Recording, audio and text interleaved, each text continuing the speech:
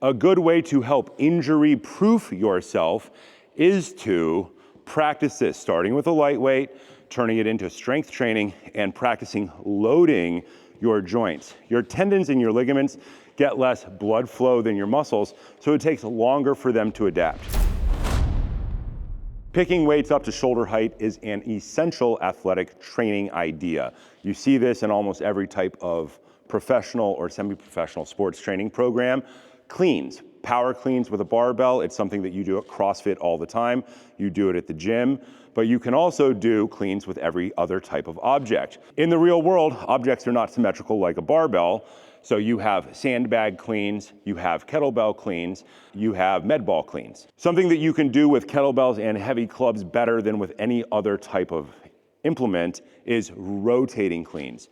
Every sport contains rotation in some way. Anytime you throw something, you are rotating. If you throw a punch, you are rotating. If you throw a kick, you are rotating. If you're doing gymnastics, you are rotating. If you change directions rapidly, your joints are rotating.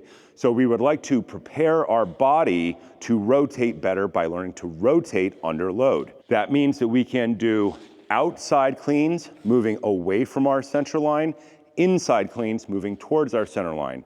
With this version of the clean, we are not moving our feet because we are introducing rotation into our ankle, our knee, our hip, our spine, our shoulder, our elbow, and our wrist. If our feet are moving, we may be skipping whatever the joint is that doesn't want to move. So for this exercise, let's think feet down the whole time. Outside cleans tend to be easier for people to learn.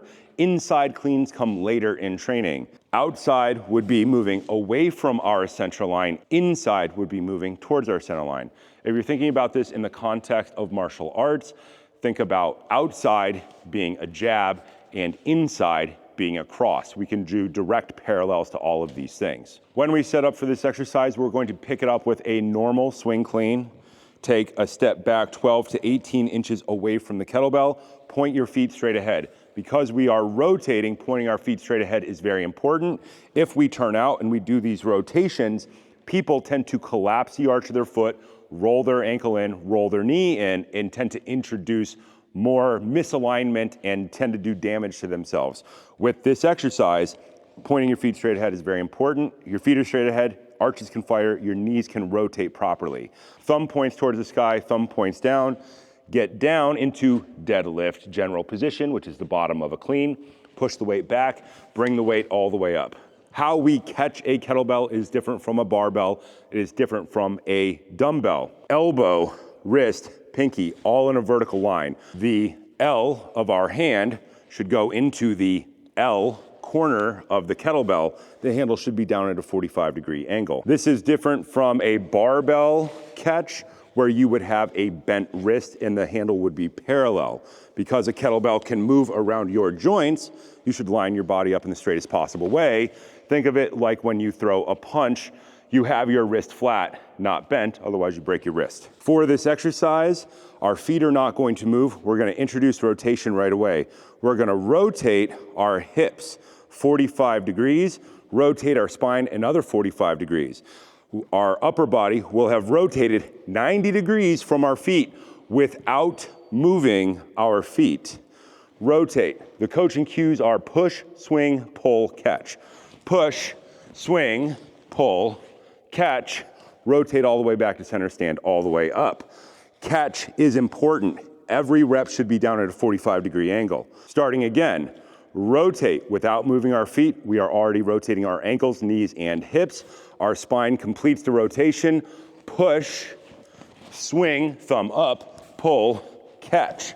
Catch with that same side leg, stand all the way up. The movement starts and ends with the same side leg. At the bottom, you are an opposite side of leg. Same side leg. The stand up starts the push.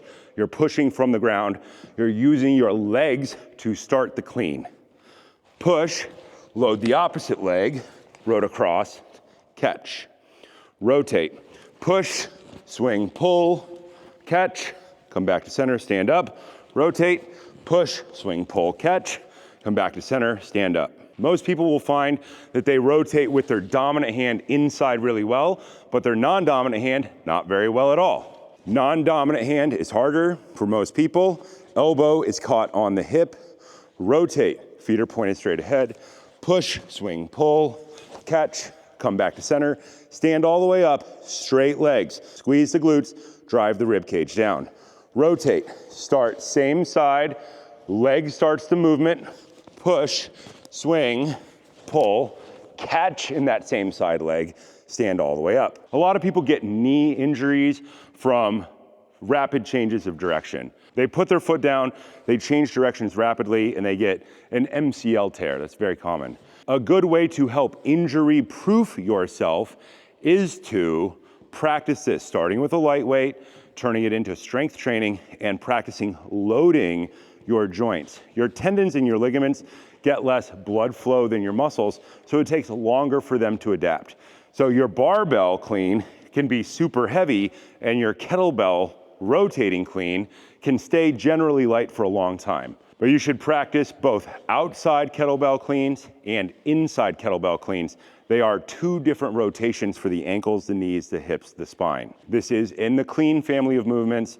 So barbell cleans, dumbbell cleans, kettlebell cleans, inside and outside, which then turn eventually into circles, and heavy club cleans. Cleans are an essential athletic training movement, and you should learn all of them.